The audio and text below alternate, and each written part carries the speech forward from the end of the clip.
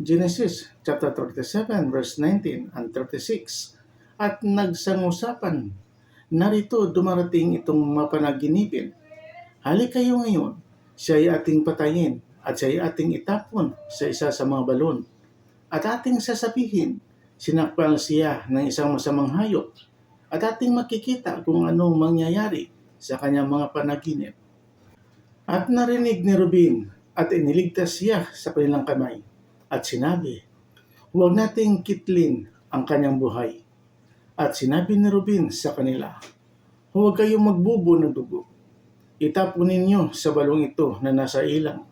Datapwat, huwag ninyong pagbuhatan ng kamay upang iligtas sa kanilang kamay na mapabalik sa kanyang ama. At nangyari nang dumating si Jose sa kanyang mga kapatid na hinubdahan siya ng kanyang tunika at tunikang may sari-saring kulay na kanyang suot at kanilang sinunggaban at kanilang itinapon sa balon at ang balon ay tuyo, walang tubig. At nagsiupo upang kumain ng tinapay at kanilang itiningin ang kanilang mga mata at tumingin sila at narito ang isang pulutong ng mga Ismaelita na nagsisipang galing sa Gilead, 10 ng kanilang mga kamilyo at may dalang mga pabango at mga balsamo at mga mira na kanilang dadalhin sa Ehipto. At sinabi ni Judah sa kanyang mga kapatid, anong ating mapapakinabang kung ating patayin ang ating kapatid at ilihim ang kanyang dugo?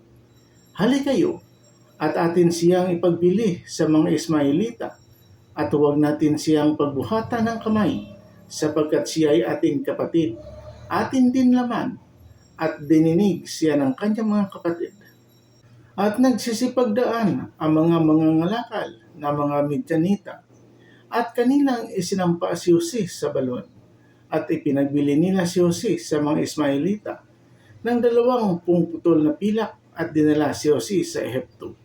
At nagbalik si Ruben sa balon at narito na si Jose ay wala na sa balon at kanyang hinapak ang kanyang mga suot.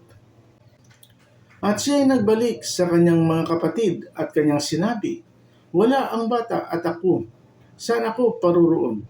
At kanilang kinuha ang tunika ni Jose at sila ay pumatay ng isang lalaking kambing at kanilang inilubog ang tunika sa dugo.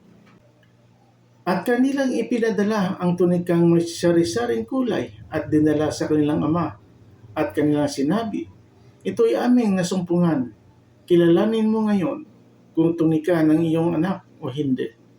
At kanyang kinilala at sinabi, siya ang tunika ng aking anak.